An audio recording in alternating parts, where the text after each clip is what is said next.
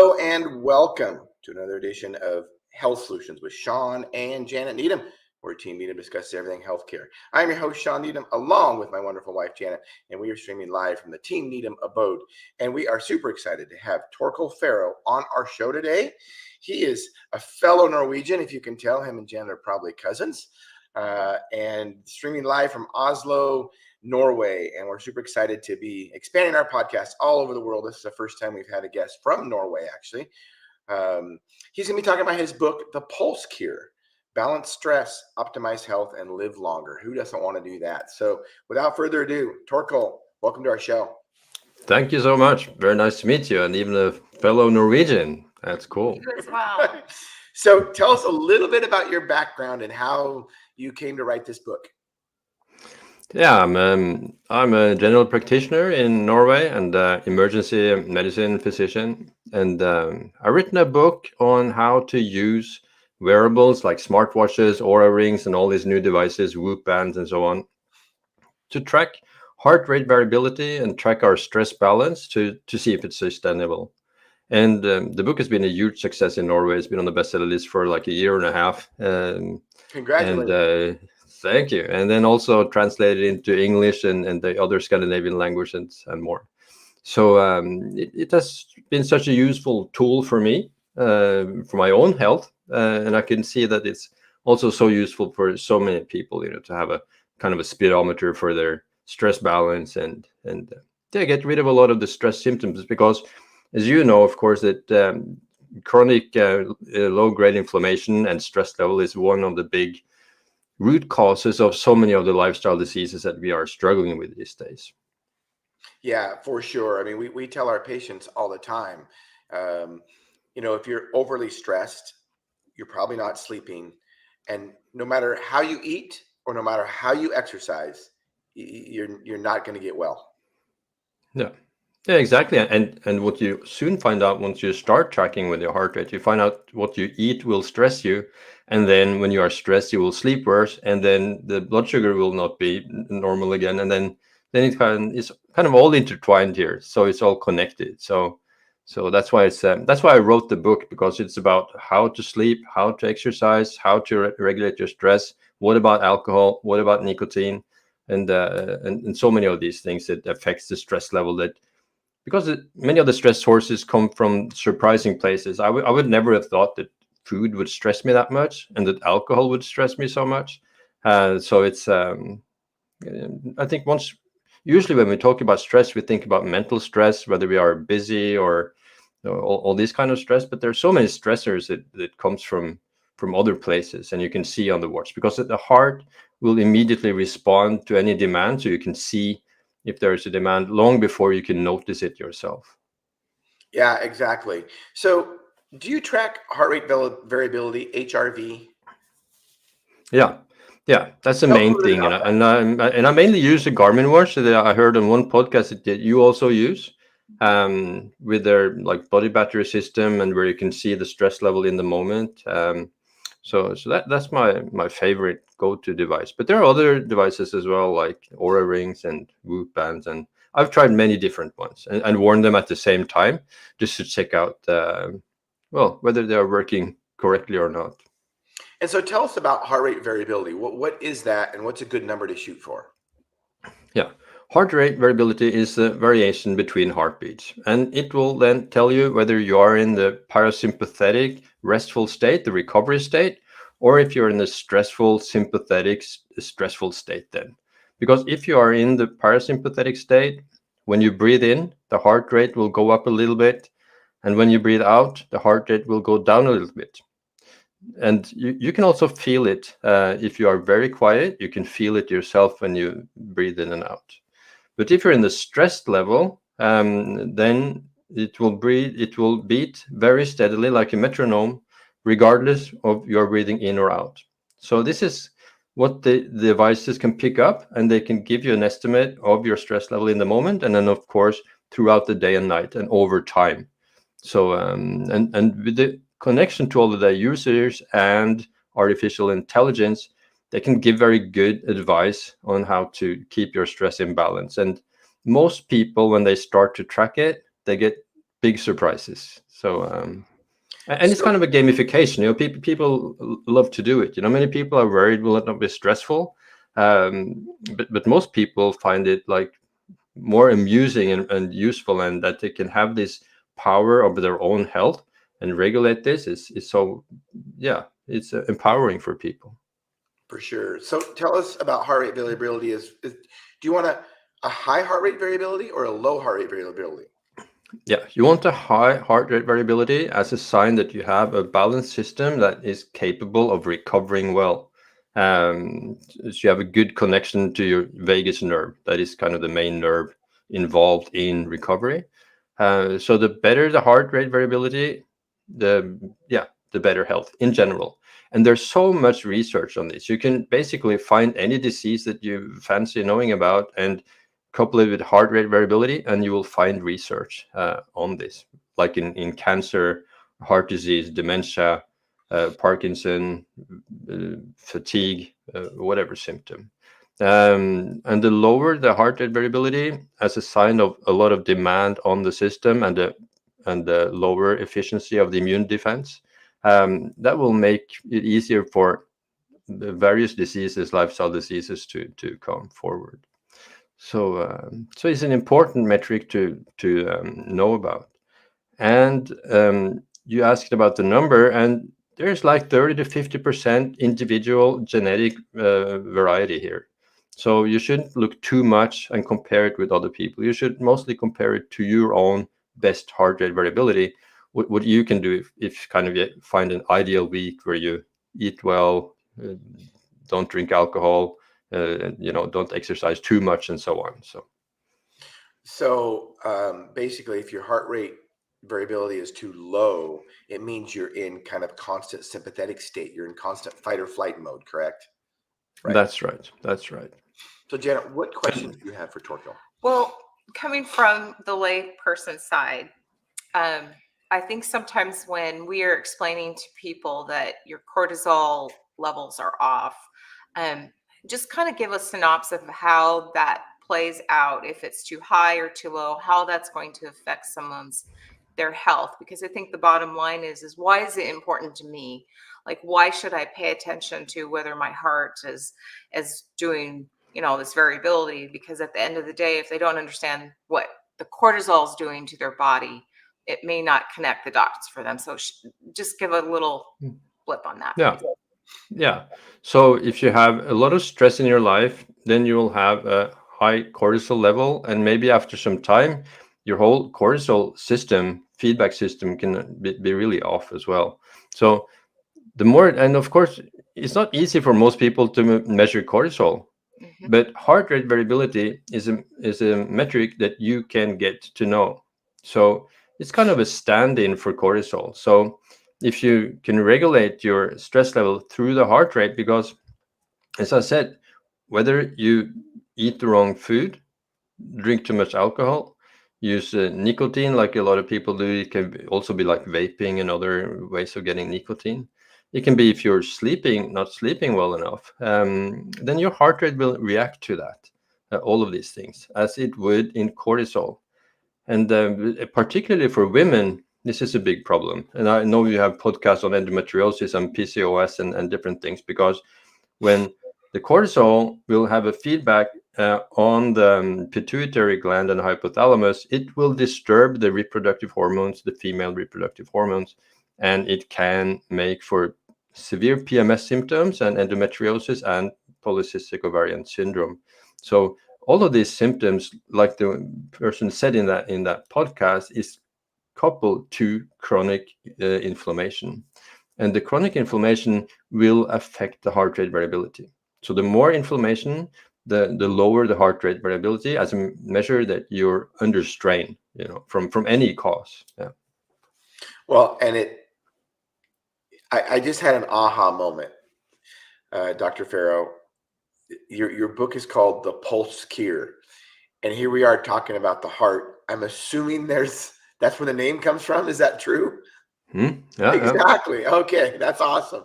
So it makes a lot of sense. And in cortisol, when cortisol is high, you talk about blood sugar regulation in your book.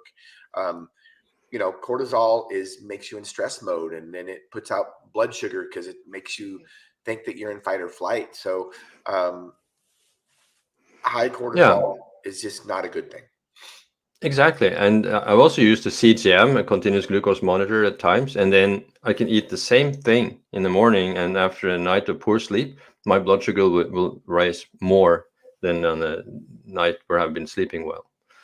So, and of course, sleep is so important, So, and all of these things are free. All the advice in the book, everything that you need to know to have a healthy life is free. And that is also the problem, because there's not so much commercial pressure behind it, Right.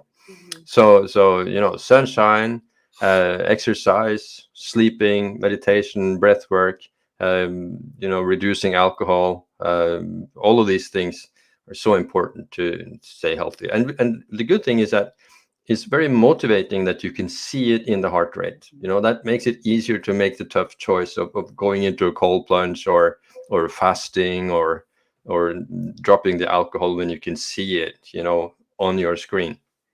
At least for me, and I know for many people also.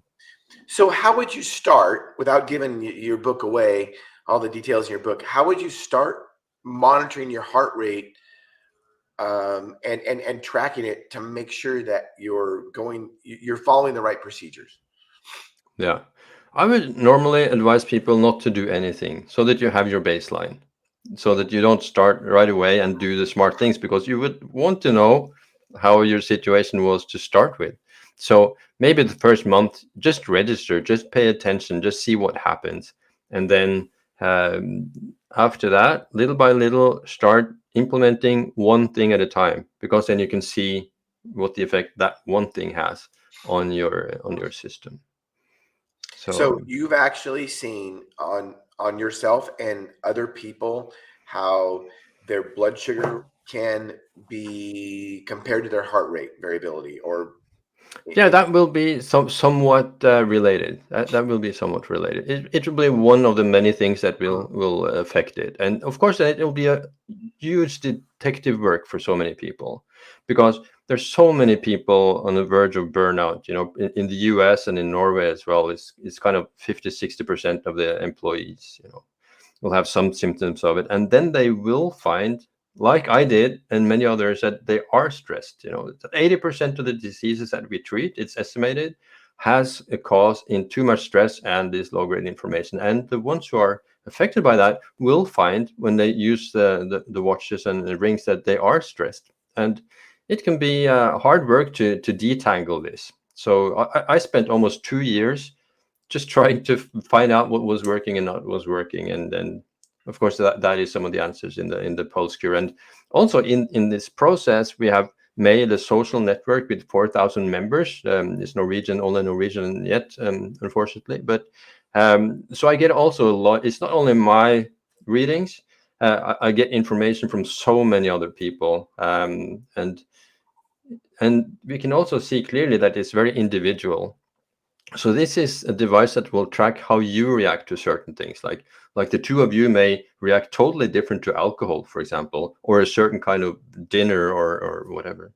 So rather than what we are used to as doctors is to get a big research study with 1,000 people and we get the average, and that is what we are kind of talking about. But the average of any research will not matter to you, because you may be totally off this average.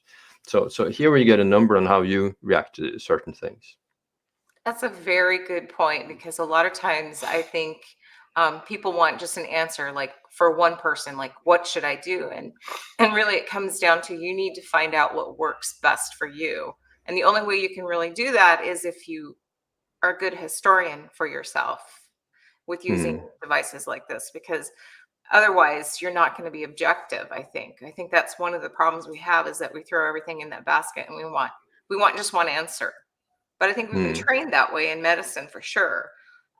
Because if you have somebody that's coming in, for example, that's stressed out, depending on what they are presenting, we're gonna click on a box, right? Like there's just one way to treat this person. But what we're really finding out is that we're very dynamic, and that each one of us is going to respond differently. And that's probably why maybe in the last 30 years that what we've been trying to do with chronic diseases hasn't been working so well. Yeah, we don't have the right medicine for it, and it's of course easier to prevent it than to treat it. So the treatment we have is more relieving the symptoms than going into the root cause. And it's funny that we as doctors, we have been too specialized. So when we have a problem with chronic inflammation, it affects all the mitochondria, it affects all the cells into all the organs, and all the doctors, the specialists, have been kind of focusing on the kidney or the heart or the brain or the muscles or whatever separate organ, or the ear or nose and whatever. But now we see that it's all connected, and the common denominator is low-grade chronic inflammation, and because of stress, and it's our lifestyle that does it. So we're now living in a totally different lifestyle than the one that we were developed under the evolution. So kind of in every way, with whether it's the circadian rhythm, whether it's being in movement, whether it's being outside and getting sunlight and earthing, what we eat, it's all kind of opposite of the way we are constructed. So we are not constructed for this way of living. So, but we don't need to go really back to the savannah and to the jungle, but of course, but if we go somewhat back to that we get some movement, that we improve our sleep, that we eat food that is real food and not ultra processed food, and many of these things, we can mitigate the stress on our systems and get the good enough balance. Because I don't think that there's so much talk about health optimization, and then you probably have to spend all your time getting optimal health, and I don't have the patience for that. But I think it's important with health normalization, to have a normal health, to have a health good enough that you can do whatever you want, that your health is not in your way, and that you can live as long as you have the potential to live, without spending every minute of the day just focusing on health. But you need to focus on health in some way, because otherwise there will be a price to pay at the other end. And of course, as a doctor, I know it's sad, to see 60, 70, 80 years olds with all their symptoms, with all the restrictions because of a poor health, when you know what they could have done, and that is why I've written the book, that at least so that they can choose themselves, that, okay, at least I will show them what they can do, and it's up to them. I don't care what they do, but it's kind of my duty to explain to them what is possible. I got to tell you, I love what you talked about, normalizing health, not necessarily optimizing it, because we talk about optimizing health a lot. But you're right. Really, what we're doing is we're trying to normalize it, because normal has become people being sick. That's what's normal. We need to get back to 4, 5, 6, 10 generations ago, like you were talking about. And that's what was normal, where you can move when you want, you can sleep at night, you're enjoying the sunshine, you're enjoying food. That's what we need to get back. I'm going to steal that one from you. It's normalizing our health. Yeah, just take it. Yeah. And I got to tell you, I mean, you are preaching to the choir. You could host our podcast. I mean, because you are just, the things that you're saying are what we talk about constantly. And we're two pharmacists, so people would think, well, you must believe in drugs to treat all these diseases. It's like, no, we're just like you are. It's like, it's really pretty simple. Sleep, diet, movement, get outside. Those are really the things you need to do to be healthy. And by the way, I'm going to let you comment on this also. Sleep during the night, not during the day. And as an ER physician, where you work all kinds of hours, tell us about that. Yeah. So of course, throughout the years, I've been working so much nighttime, even in intense ER units where you're working all the time with like 5 patients waiting for you at all the time, and you're always behind. And of course, I knew through all these years that it was uncomfortable, but that it was dangerous, that I could get cancer from it. It was not known. Of course, now we know that if you sleep less than 6 hours compared to more than 7 hours, you have double the cancer risk, according to Matthew Walker, who wrote the Why We Sleep book. So it's so much at stake, and people, I used to think I can sleep when I'm dead, like in this way. But of course, now we see that it's not only worse for longevity and health, but it's also worse for performance. So you need the best performers across athletes or business or whatever. They are the best at sleeping also and resting. So we need to have this balance. And of course, as a doctor, part of my job is to write death certificates. And when I see people living into their 90s and 95 and up to 100 and still have their mental brain okay, then I pay attention. And they have never done anything out of the ordinary. They have been moving in a normal way, and so they haven't been doing high intensity training or much of this. So it's like in the blue zones that you, of course, know about, the Dan Buchanan, the blue zones around the world where people live to be 100, the centenarians, and they just do that, move naturally. They're social, they're happy, they have they have a calm about them, and move around naturally, and take care to sleep at night, as you say. It's not magic. There's no real secret. It's just simple, consistent living like that. And of course, you guys being Norwegian have some pretty good genes to be able to live into your hundreds and be healthy. you Vikings have some good genes. Yeah, hopefully. But now we find out that 80, and we used, when I studied medicine, we were told that, okay, disease and death is kind of mainly genetics or bad luck. Now we know that it's not that. It's probably 80-90%. It's your lifestyle. You have control. And most people don't want to hear that. They want the doctor to take responsibility of their health. So I think but this is changing, with your podcast and so many other people's podcasts, that we get to know more about our own health. We educate ourselves so much more, and unfortunately, many of the doctors, they don't pay attention, so they're kind of lagging behind quite a lot. I'm sure you have experienced the same. Yeah. Well, one of the things, my mother was a nurse, and one of the things, she worked in a nursing home, and one of the things she always said is people that lived the longest had the less medications. And a lot of times the older people that were in the nursing home at that point in time were probably because of maybe a spouse had to be there and they couldn't take care of it, or something like that. But reflecting just over time, I do think there's a difference in our cultures, and I'm not sure if this is in Norway as it is in the United States, but we used to be so connected in the community, whether you were farming or just even in a small town, that people had more social connections too, and like our lives were very similar in how we lived our day. Like, on the farm, it was very common people stopped in for coffee, and it wasn't like there was some set invitation. It was, you just came together and you discussed and talked, and then after your coffee was done, off we went back to work. And today our culture is a little bit different, I think. How is it in Norway? Is it like the United States, just go, go, go, go, go, and we don't stop for that moment to take a deep breath? And It's probably quite similar. It's kind of the Western way of living, with the social media where everything's happening. We're chasing dopamine kicks from our phones, instead of the real thing that we used to have.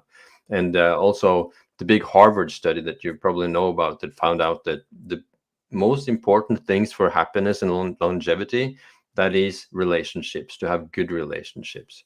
And of course, now there are more people living alone and in single households, both in Norway and in the US, I know. And this have a big effect, because this stresses us. And also that is also new to medicine, that being lonely would cause physical disease, because the lonely people, they die 10-15 years before others. It's just as dangerous as smoking. And they don't die from depression, or they die from heart attacks, from cancer, from all these stress related diseases, because our ancient system, in the book I'm talking about this autonomic nervous system, I call it our inner living fossil, because it's ancient. It's like 100 200 million of years old, and we still carry it at the foundation of our brain, and we still have to take more consideration about it, because when we are stressed, this ancient system in our brains interprets this as we are in danger, we are alone, and it will disturb the immune system and give this chronic low-grade inflammation because of loneliness. And this was, of course, not something we were taught in medical school, to say the least. And the reality of it is, we were not created to be alone. We were created to be around people. That's it. Those are just the realities. So we're not supposed to be alone. Absolutely. And the hunter-gatherers, they still exist today, so they can, research, and they are never alone. Hardly when they go to the restroom, or if they have. So they're always together. Yeah. And I just now just today came from having been teaching a photographic workshop for cancer patients, and to see those 25 patients taking pictures together, showing their pictures, and struggling to take better pictures. We're kind of doing what we are made to do difficult things together and solve problems. And just doing that, regardless of how good the pictures will be, it's healthy. It's stimulating our whole nervous system from the bottom up, from the intellectual brain, but also from the instinctive and intuitive brain. So we're kind of satisfied on a very, very deep level, because photography is kind of what we call a deep play. It's not just like playing Yahtzee or Monopoly or something. It's a kind of play, a game. Yeah. So I got to ask, just going back, I should have asked this, kind of begin with, but here you are, you're an ER physician, and basically you're writing a book about chronic disease. And, as an ER physician, somebody gets in a car wreck, somebody has a heart attack, you do whatever you can to stabilize them and then refer them somewhere else to manage their disease. So what happened to you? Why? But that's just part of it, because so many people come in with heart attack, with kidney stones, with gallbladder disease, with infections, and even infections will be affected by your autonomic nervous system, by your physiology. So if your immune system is low, you will get more infections. So it's all related. So of course we have all the cuts and bruises and accidents and all of that, but it's also all these other things, having a stroke, having all these other things that will come, in a short notice. So the dramatic side of it is maybe only 10%. That what we really doing most of the time is as a relation to lifestyle diseases, I would say. Yeah, that's a great point. So as we wind this podcast up, Dr. Færø, tell us what you have a passion for. I have a passion for getting the most out of life. We get these hopefully 80 plus years on earth, and to spend them as we want to do, to enjoy it, to seek adventure, to live our life according to what we really want to do. And that's the most important thing to me. So and then to be able to help people to achieve that, it's of course it gives me satisfaction, instead of doing a lot of what I've been doing in my job for so many years, which just feels like not really solving the problem. So tell us about your book on Amazon. I'm streaming it here, The Pulse Cure, and how people can get it and why they should get it. Yeah, they should get it to get their stress balance in order, and to feel better, and to reduce the chances of getting sick and living longer in a simple way. And then when you can use the heart rate monitors as kind of speedometers and track it and regulate it, it's so much easier. That's why it has been such a bestseller in Norway and being bought from all these other countries. And it's also, I must say, it's also an audio book and an ebook. So many that listens to podcasts, they like to listen to audiobooks, and not so happy about reading. But yeah. And if they want to, they can also check out thepulsecure.com, where I have a lecture where I can tell in detail how I use the different devices to track it. So it gives you power. It moves, and that's important. It moves the power from the doctors and the healthcare system and takes it into your own hands.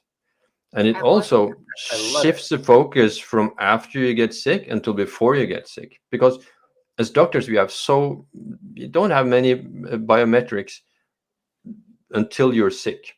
Right. But the heart rate variability is a metric that can show the risk of getting a disease that you can then also regulate and have control of yourself in real time, and aided by artificial intelligence. So this, I think, is just a start. So when they couple it with more information about what you're doing, then it will be even more useful, I would say. Well, I love it. And the goal of our podcast is just what you said, is to educate and empower individuals to take charge of their own health. And I think as healthcare professionals, that's what our duty should be. Because people, we as healthcare professionals, whether we're pharmacists or whether we're doctors, we talk to the patients maybe an hour a month, maybe, but they're with their own bodies 24 hours a day. And what they do on a day-to-day consistent basis, hour-to-hour basis matters. Yeah. And also just the fact that how we could overlook this as doctors, that the heart rate, of course, can be used for so much more than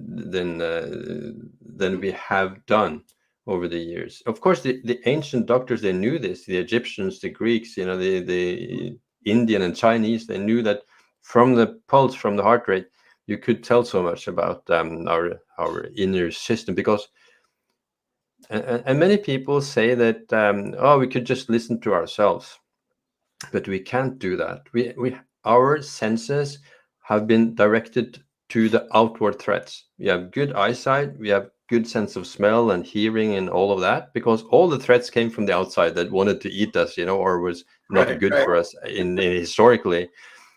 So, and the sense of our inner state would just be in the way and disturbing, making noise for that sense. So it's not only that we haven't developed a sense of feeling our stress level, but it has been muted so that it didn't disturb it. So, and now we have the heart rate that can be, in some sense, then a substitute for the sense that we never needed to develop. So, and I'm happy that there are commercial interests behind it, so that there's money, we follow the money, that there's money behind this on the preventative side of medicine, and not only on the reactive side, but also on this proactive side. I love it. I love it. So speaking of enjoying life, being able to enjoy life and adventure, now Janet and I have another reason to go to Norway, not just to see her cousins and family, but we would love to meet you someday. Yeah. Just drop by if you come to Oslo. You should see Norway. It's a beautiful country. Yeah, just as beautiful as the US, So yeah, we really should. So I appreciate you so much, Dr. Færø. Thank you for helping us realize our goal on our podcast today. Thank you so much. Thank you for having me here. And listeners and viewers, thank you for tuning in to Health Solutions with Shawn and Janet Needham today. Tune in Monday to our regularly scheduled podcast, 12:30 to 1:30.